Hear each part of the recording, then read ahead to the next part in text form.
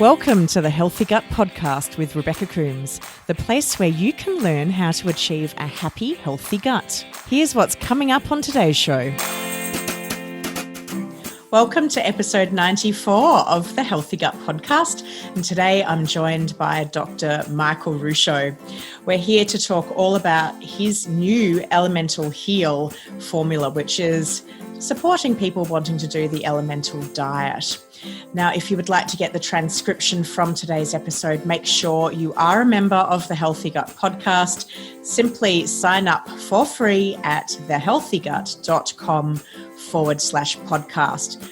And I recorded the video as well as the audio for today's episode. So if you would like to watch Michael and I have this conversation, simply head to the Healthy Gut YouTube channel. Just search for the Healthy Gut when you head to YouTube, and you will see episode 94 in my podcasts playlist.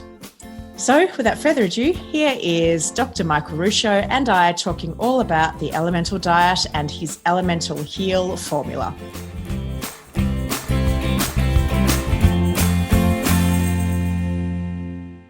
Welcome back to the Healthy Gut Podcast, and I'm joined by Dr. Michael Ruscio, who has come on the Healthy Gut Podcast a couple of times now, and it's wonderful to have you back today, Michael, to talk all about your new formula, Elemental Heal. So thanks so much for coming on the show.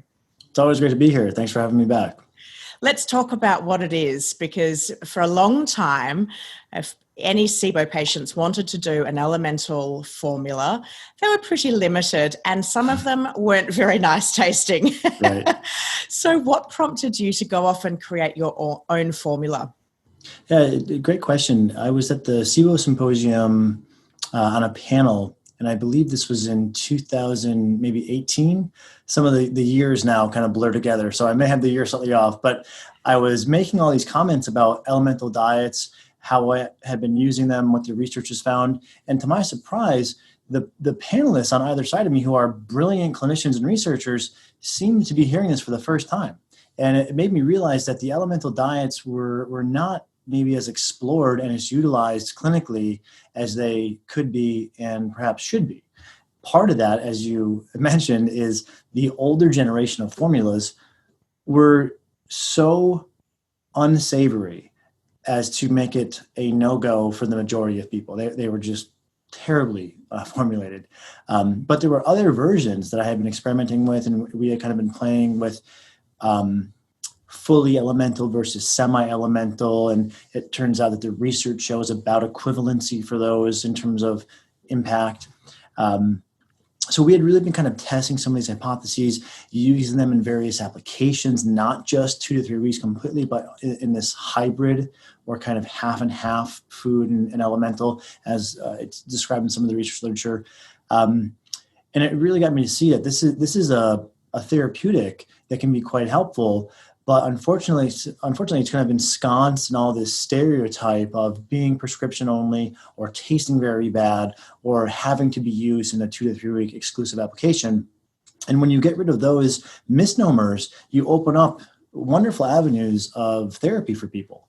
And that was kind of the impetus of our, more relaxed utilization recommendations and some of the new formulas that we've been releasing.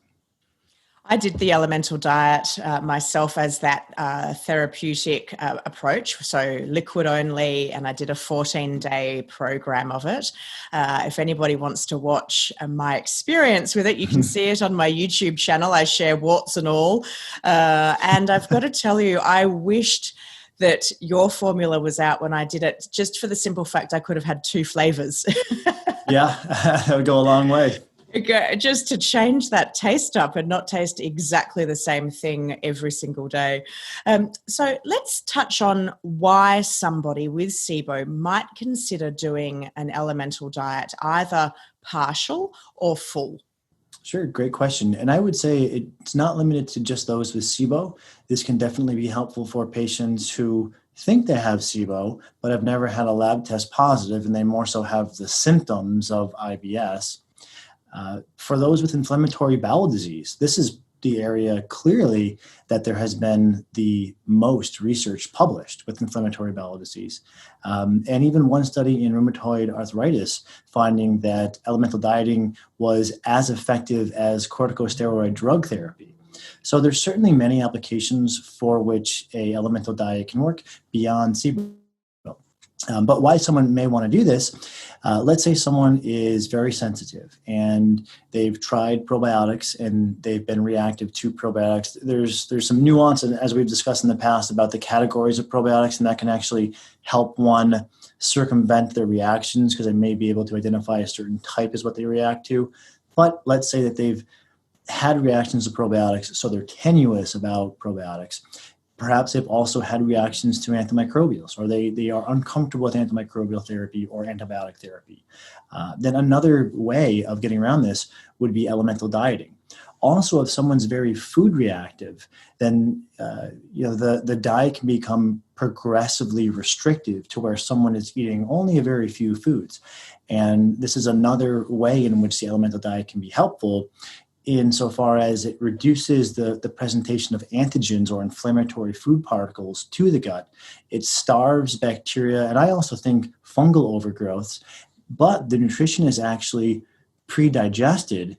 And so if you're someone who's not absorbing well, and now you use an elemental formula, you may actually feel better energy. And this is what some people will remark, ironically, when they're doing fully or partial elemental dieting. They check in and say, I have better energy for my workouts than I've had in months or years. And that might be because of the better absorption. A question I get asked a lot by my coaching clients, and I work with people that are not the simple cases, but more complex.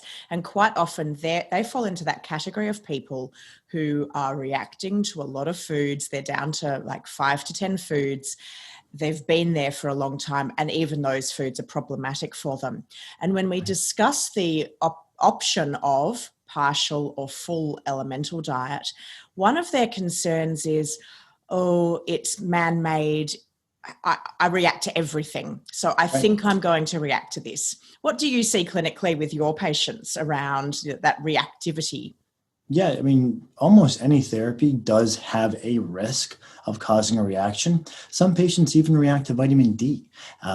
So there's always a risk of a reaction.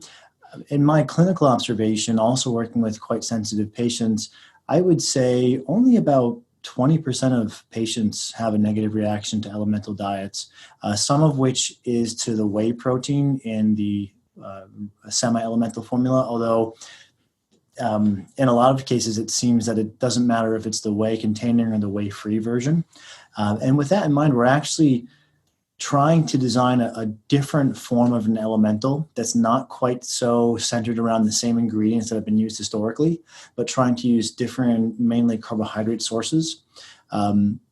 Because if you look at whey-free and whey-containing, and I've seen an equal level of reactivity to both, it tells me it's probably not the protein for those people. It might be something with a carbohydrate source. So that's something else that we're working on. But to those people, I would say, try it.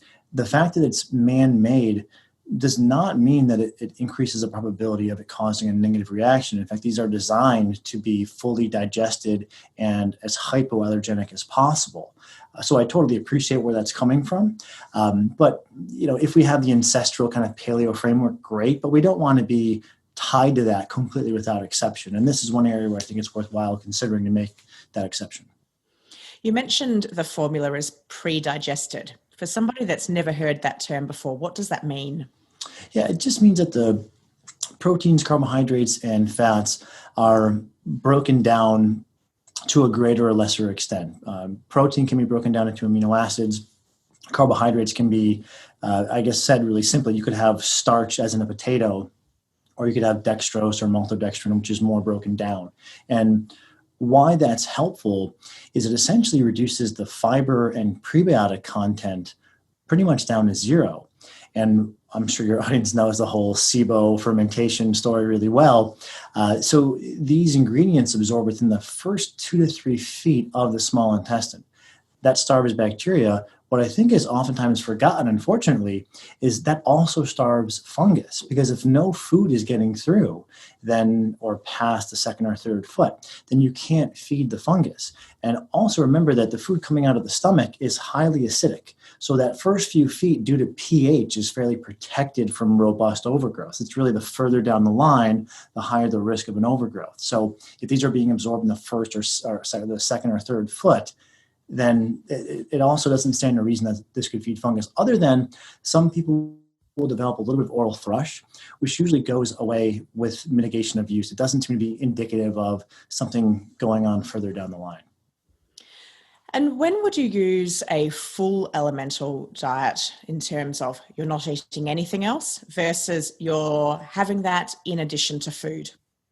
Yeah, I used to think about this much more lab centrically, where, well, if the person has a really high gas test, then I've got to use, and I've learned that these things are not that precise. And I would actually go as far to argue that lab testing is probably done as much harm as it has good, in the sense that it thwarts clinicians from actually just looking at the patient, their symptoms, and their response. And instead they just look at labs and they're treating the labs, and they're missing all this beautiful data that you get from listening to the patient, seeing patterns and observing trends, because they're too busy, meticulously looking at the lab work.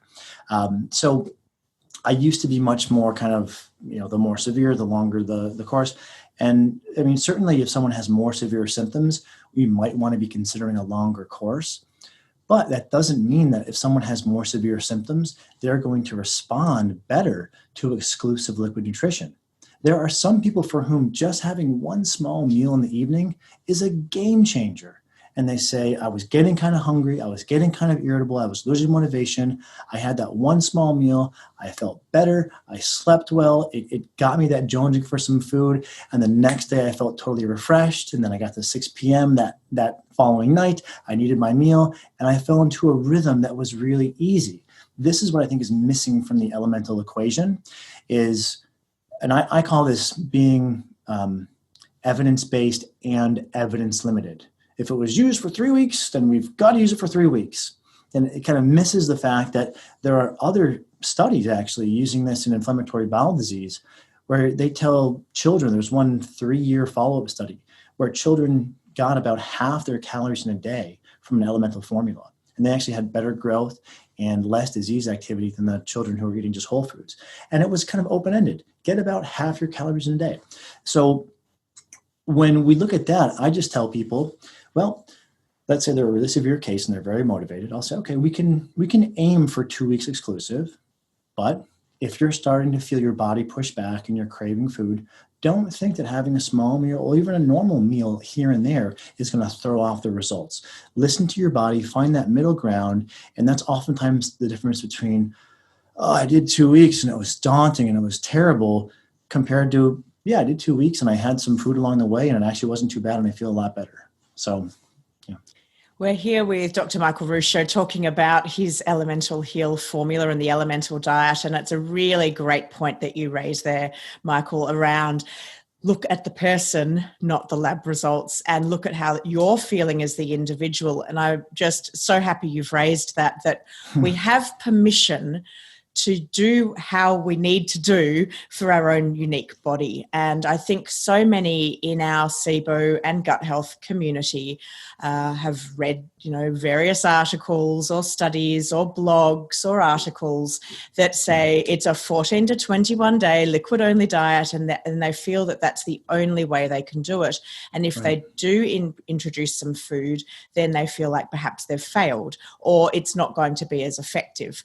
And I have a coaching client that I've worked with for a long time now who was one of those highly reactive people, just couldn't eat anything. Her whole system was just in complete overload. And she did a long-term therapeutic use of an elemental formula plus food.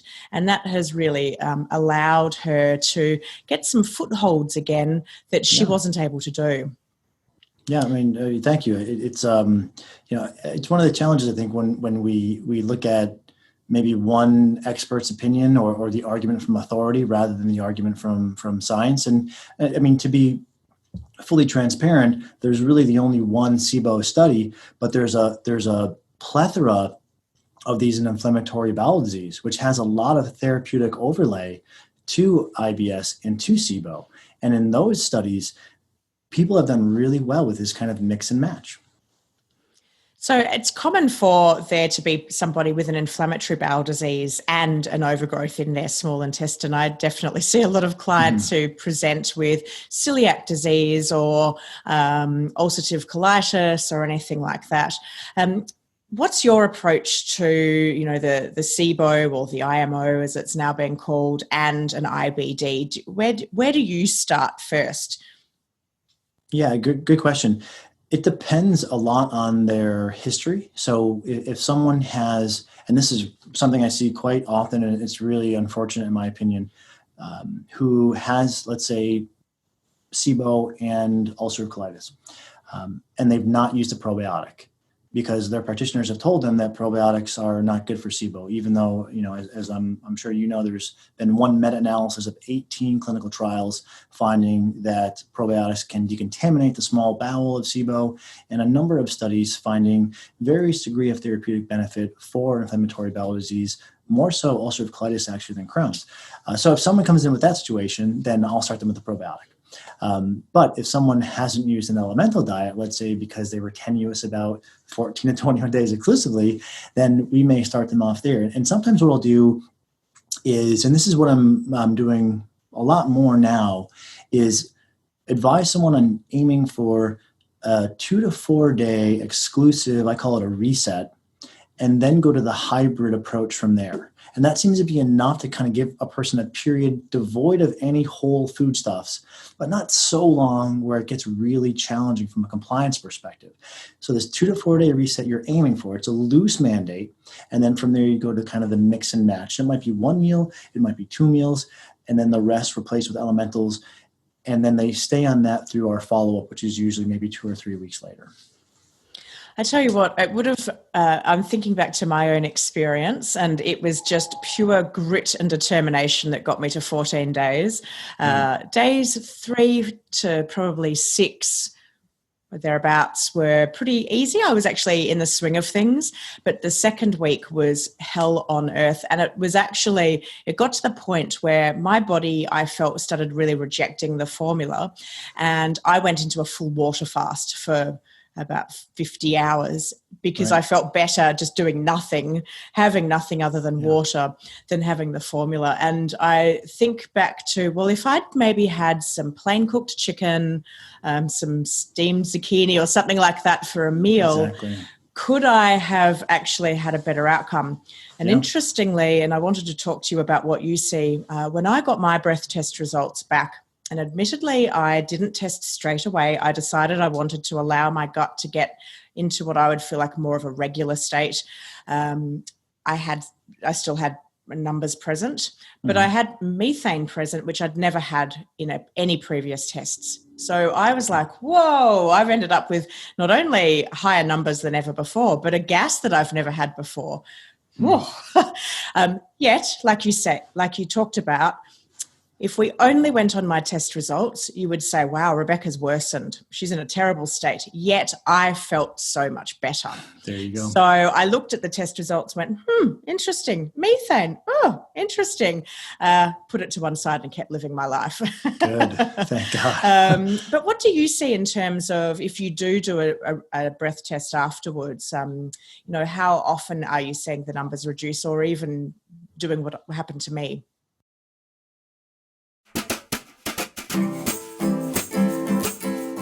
That's a good question, hey? I've got loads more just like this coming up after this break. We'll be back in a moment.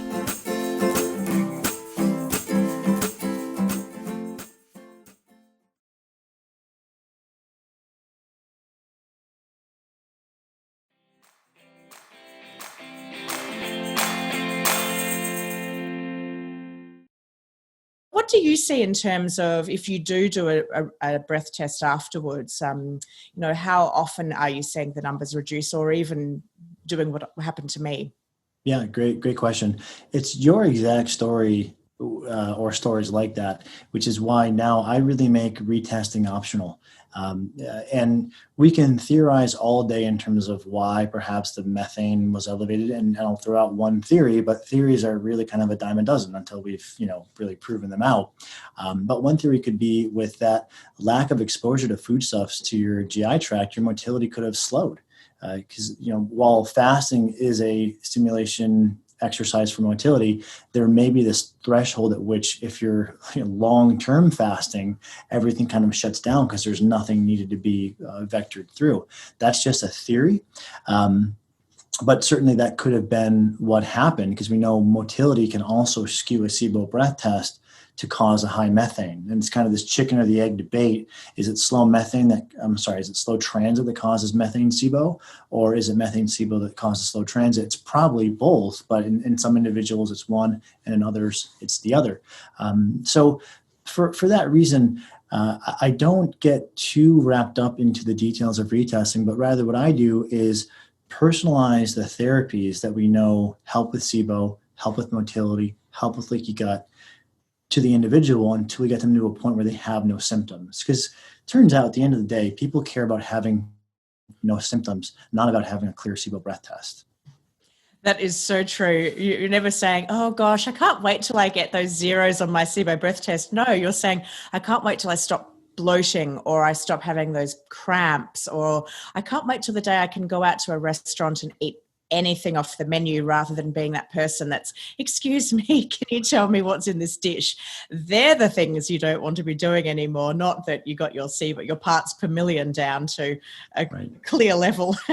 and that's one of the challenges with progressive realms of medicine and healthcare, where if we're too progressive, we actually are using tests that even the researchers haven't quite mapped out how to use.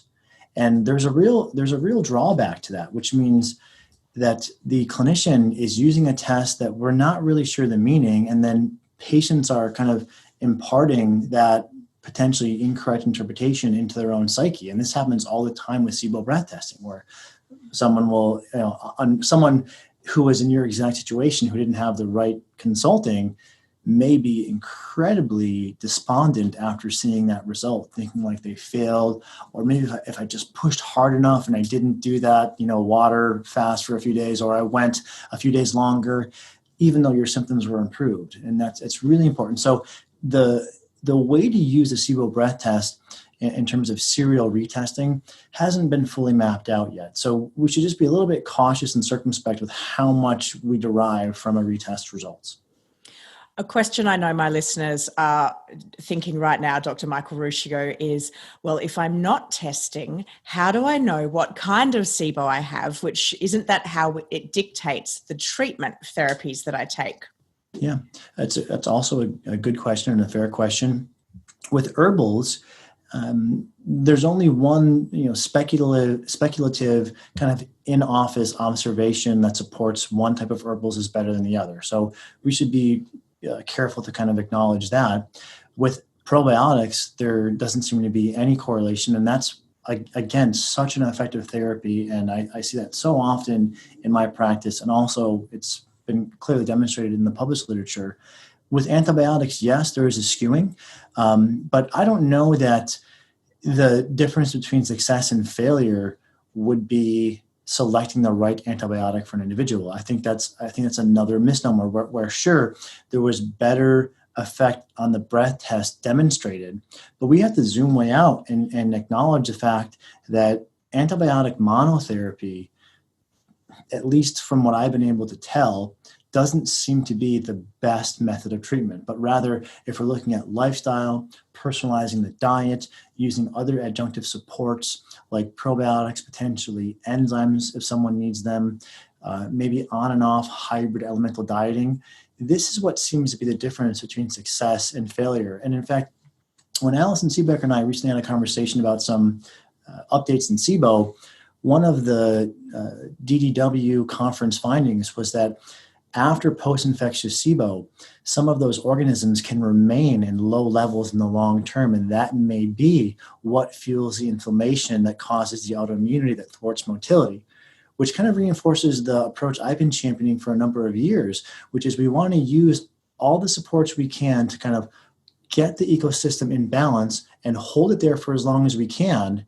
And then after that, we can usually withdraw the therapy. So if we can get someone into this eubiosis and hold them there, what I think is happening is those critters get pushed out, the inflammation attenuates, and then we can withdraw the therapies. So to the question of, well, I need the right antibiotic, that's like one, maybe fourth or fifth of all the things that have to be done in concert to really lead to a favorable long-term outcome.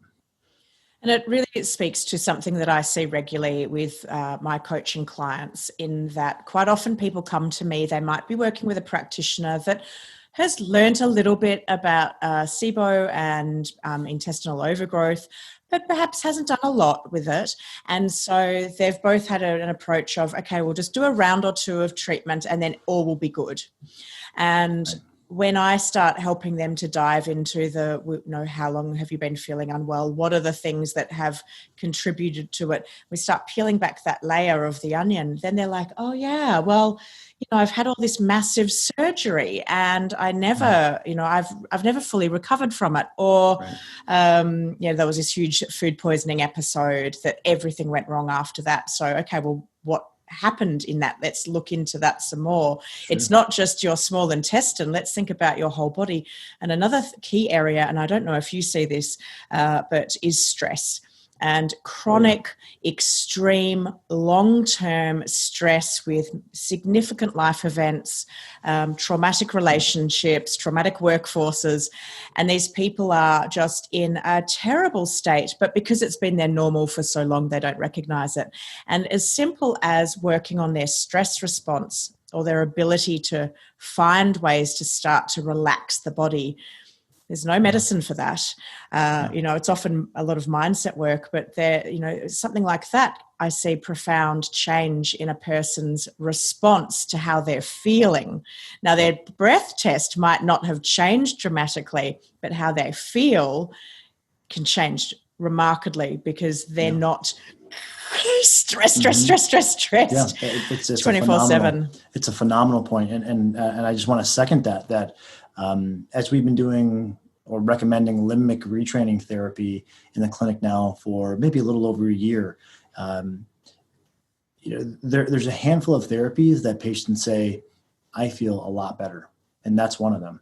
Now, it's for the right person, right? You have to be able to pick out the constitutional type or the history, what have you, to indicate that would be the best recommendation for that person. But definitely. And then along with that, kind of tying that back into the SIBO breath test piece, there is some evidence showing that it may not always be the gas levels that leads to the pain and other reactions. It might be hypersensitivity to even normal gas pressure. So the gas, the amount of gas and maybe the amount of overgrowth that precedes the gas may not be the only factor in the symptoms. And this is one thing, it's unfortunate when we get this kind of SIBO-centric way we look at things, because it is definitely something to consider. But there may be varying levels of overgrowth and therefore gas. And some people, due to inflammation and how revved up they are potentially autonomically, may be more or less sensitive to that. So again, to your point, it's not all about the SIBO breath test results. It isn't. Let's talk about preparing for doing an elemental diet if someone was wanting to do your formula. And we'll talk about how they could get their hands on your formula as well in just a moment. Preparing for it, doing it, and post treatment. What are the steps you take people through to ensure that they do have a good outcome with it? Yeah, great question. And the fact that we are giving people much looser recommendations makes it far easier to kind of prepare, because now you're not preparing for this arduous 14 to 21 days exclusive, but rather, let's say you're going to do the 2 to 4 day reset as best you can, knowing that if some point your body pushes back, then you have that out for some food. That makes the mental preparation much easier, because now it's more so, I'm just going to make some subtle changes. And if I'm feeling good, I'm going to roll with it. So there's no real need to prepare for feeling better. And then if I'm not feeling good, I'm going to pull back a little bit. And that usually helps the person feel better. Now, on the back end, typically what I advise people on is the longer you've done exclusive nutrition, the more gradual you should be with your reintroduction of food. So instead of going from exclusive, let's say you did 14 days exclusive, then you go right into all foods. That doesn't seem to go well for many people. But rather what I'd advise is spend a couple days having just one or two small meals and kind of feel that out. And the rest you'd supplement with an elemental. And then if that's going okay, then make it kind of half and half for a few days, and then make it just one elemental meal. And then you may want to go on maybe breakfast sipping on elemental for weeks afterward, which, to be honest, a lot of people in America or all over the world will have a morning shake on their way out the door anyway. So it's not like we're recommending something that far outside of the norm. So yeah, I mean, those would be a couple of things. And also a few obvious things. You wouldn't want to make, spicy chicken sausage and pizza your cheat meal. Keep these things kind of in your safe zone, smaller meals, softer foods, nothing spicy or raw. And if you follow those few dictums, then usually it's a pretty easy transition on the other side. And it's really important to listen to your body. When I went through that phase of the food reintroduction, I would literally say to myself, what do I feel like eating today? And there was one day when I was like, broccoli, I really want broccoli. So I had made a lot of broth, and I mashed some cooked broccoli in it. And I was like, oh, broccoli, you're the best ever. And there was obviously something my body needed in the broccoli that day. And then there were other days I was like, I just really feel like some cooked chicken, or I really want some pureed carrots, or whatever it was. And I really kind of allowed my body to be the guiding force of what I felt like, rather than batch cooking this huge amount of food and then forcing myself to eat it. So it did mean that I had to be more, I guess, available to shop. And I'm very lucky I have an amazing market nearby, a fresh food market nearby that's organic and beautiful produce and walking distance. So that's fantastic for me. But I was able to then just kind of almost like a tree in the wind. I was able to go with the flow with how my body felt. And then when I was ready to introduce some of those more challenging foods, I was like, do I feel like that today?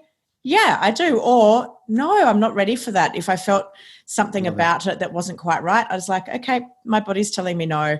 And it was really it was really fun to experiment with really listening to my body, because so often we've stopped listening and we are completely ignoring it. So important. So important. Fully agreed. Let's talk about the person who is underweight, because we know there are a lot of those people in our community. What do you see with people that are desperately trying to gain some weight after losing it with SIBO or other gut issues, but yet they're wanting to do an elemental formula? Sure. Well, what's been published is that semi-elemental formulas may actually be more conducive to weight gain. Or I shouldn't say gain, because that could impute a normal weight person gaining weight. But I should say weight regain in an otherwise lower weight person. Semi-elemental diets have been demonstrated in the published literature to be better for weight regain. Clinically, I can't say that I've seen that, although these observations can elude you unless you've really kind of set up some different experiments in your clinic to be able to pick those out. So just because I haven't seen it doesn't mean it doesn't exist. But that's what's been published. And so if someone is underweight, I'll probably recommend they use something like Elemental Heal, the traditional that contains the whey protein, which is semi-elemental, rather than the whey-free version, which is fully elemental. Unless they know they have a problem with whey. Now, you have to also be a little bit careful there, because not all whey proteins are lactose-free and casein-free and devoid of other kind of junk in them, right? And I've learned this the hard way. I used to use kind of a, store-bought whey protein, and then I would always get bloating. And I realized there was just other excipients or things in there. And when I started using a cleaner whey protein, no more bloating after I'd have my kind of post-workout shake. So you personalize a little bit based upon that. And then the other thing with someone who's underweight is to make sure to encourage them to drink an ample amount, because sometimes people don't do the math. And I don't like giving people highly prescriptive recommendations because I find compliance tanks. But for someone who's underweight, I would say make sure you're looking on the label and trying to get to at least 2,000 calories per day, or maybe a little bit more, and drink amply, because this will be absorbed easily. It'll give you a chance to get more calories in your system. But if you're having 2 shakes a day, then you can't expect mathematically to gain weight. And I often see with some of my coaching clients, the ones that are down to some carrots and some chicken and some zucchini, when we work out their macros and their caloric intake for the day, they're sometimes under 1,000. And then I say, well, let's look at, this is just pure mathematics. Look at what's coming in, not much. No wonder you've lost 15, 20 kilos or, 45 pounds. You're not eating. And they're like, but food doesn't work well with me. And I'm like, well, let's look at how we can get some other nutrition into your body that is easy for you to digest, so that we can just, fill that gap. If you're missing 1,000 calories, let's, an elemental diet or formula could be a great way to supplement the rest. Supplement the rest. Yeah. Mm-hmm. So you've mentioned there, you've got whey free and you've also got a low carb option. Can you just talk through the various formula options you've got and how somebody can get their hands on it? Do they need a prescription for it? Yeah, thankfully, you don't need a prescription for any of these formulas. I'm really proud to be able to say that these are the only ones available on the market that don't require a prescription. At least the whey-free and the low-carb versions are. So there's the traditional, which is a mixture of whey protein and maltodextrin and essentially a multivitamin. And that contains about 50 grams of carbs per serving. There's also a whey-free version, which is essentially the same thing, but with amino acids rather than whey protein, but it still tastes great. But it also contains some fat as an MCT oil powder. And then there is the low carb, which has more fat, but even less carbohydrates, and also has the whey protein and the MCT powder. So, and that has about 20 grams of carbs per day as compared to 50. So it's not necessarily keto, but definitely if someone is really carb sensitive and trying to be lower carb, the low carb option is one for them, or there's the whey free, or there's the traditional. So there's a few different options. They're all available over the counter. And, the flavor profile, I'm really proud of, because especially if you look at the prescription Vivanex, that is just horrid. And unfortunately, if I think it was just, there wasn't enough of a market. No one was kind of trying to get this all balanced out. And then once we just started working on these things, it wasn't necessarily incredibly difficult to make something that was much more palatable. And that was the only option for a long time. And then the Integrative Therapeutics Physician's Elemental Diet formula came out, which was like a vast improvement. That's like a tropical kind of vanilla-y flavor. And now you've got vanilla and chocolate flavors with yours, as I understand. We do. Yep. So as I was saying, I would have just loved to have 2 flavors to chop and change. So I wasn't just getting sick with the one flavor. So Dr. Michael Ruscio, where can people order this if they've listened to today's podcast and they're thinking, yeah, I'd really love to do a partial. I can see how I'm not eating enough, or I'd love to do a full, or whatever I'd feel like doing. How do they get their hands on it? Sure.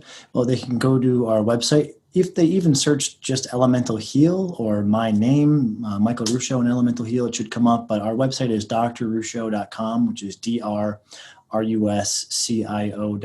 And if you scroll down a little bit, you'll see a PDF guide. We call it our Gut Reset Guide, that reiterates a lot of things that we've touched on today with utilization guidelines and dosing guidelines. And from there, they can click right through to the store, look at the different products, and try whichever one that they may need on their journey. And I'm just, really thankful for the chance to be able to share that, yes, this can be done outside of 14 to 21 days exclusively. And it really opens up a lot of room for people.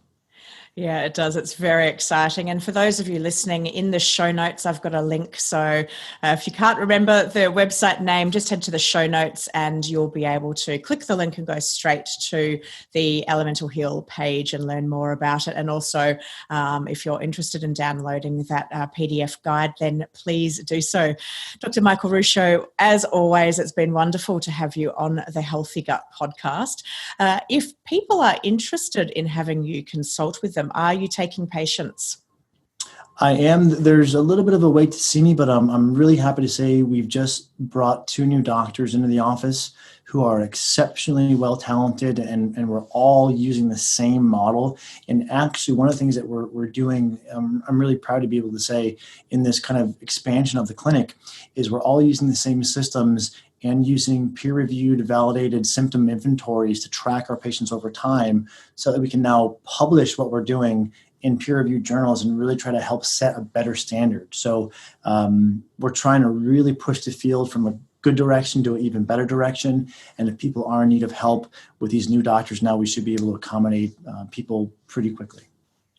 And you've also got your own podcast and a book. So I'm happy for you to tell people about that, because they're also 2 really great sources of information.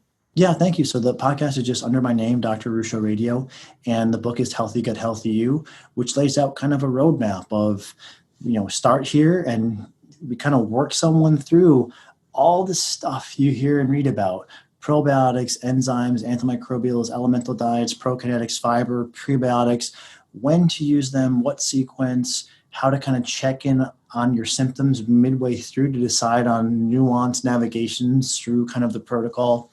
That's also something available if they didn't want to go to a doctor's office and spend the money there for probably the cost of 1 or 2 doctor's office visits. You could try to go through the book protocol on your own as another option. Yeah, and I've also got that linked in the show notes, and it's a great book. I sat down and read it, and I was, really enjoyed reading through it. I thought you laid out the information in such a logical, sensible order that it takes you really from start to finish in it's very easy to digest, pardon the pun, so that when you're dealing with brain fog, as so many people are, that you can still, start at a chapter and just focus on that information, or even go to a bit that's really resonating with you at that moment in time, because your book is laid out in such an easy way to read. So thank you for putting that out there for all of us SIBO and gut health people in the world. When I first started this journey, there was nothing like that out there. So it's so lovely to see that there's just so many more resources for all of us. So thank you, Dr. Michael Ruscio. Yeah, well, thank you for the endorsement. I really appreciate that. And it makes all the hard work partially worth it. It does. Well, thank you once again for coming onto the show. And guys, do check out the show notes. If you would like a full transcription from today's episode, you can get it absolutely for free. All you need to do is become a member of the Healthy Gut podcast. So head to thehealthygut.com/podcast, sign up, and you'll get access to all of season 3 transcriptions. So it's a great way to read along, particularly on those days where brain fog is getting the better of you. Or if you're wanting to make notes as you hear us talk. Thanks so much for coming onto the Healthy Gut podcast. I'm Rebecca Coombs, and I look forward to bringing you our next episode next week. Thanks, everyone.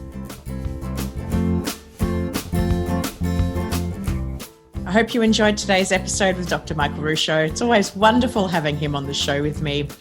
And don't forget, you could watch along with the video of this. So head to the Healthy Gut YouTube channel, head to my podcast playlist, and you can see this episode as a video rather than just an audio file as well. And I would love it if you could leave a rating and review in the app you use to listen to this podcast. Click a star rating you think this podcast is worth, and leave a little description. And it really, really helps other people just like you know that this is the right kind of podcast for them to listen to when it comes to learning more about SIBO.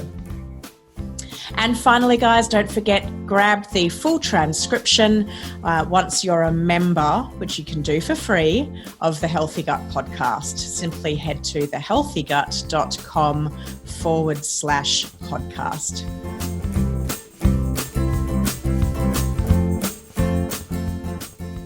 You've been listening to the Healthy Gut podcast with your host, Rebecca Coombs. To learn more about the Healthy Gut or our podcast, head to thehealthygut.com/podcast. We would like to thank Red Lemon Productions for the production and original music score of this podcast. To find out more about their services, head to redlemonproductions.com. The Healthy Gut podcast is a production of The Healthy Gut. Thanks for listening.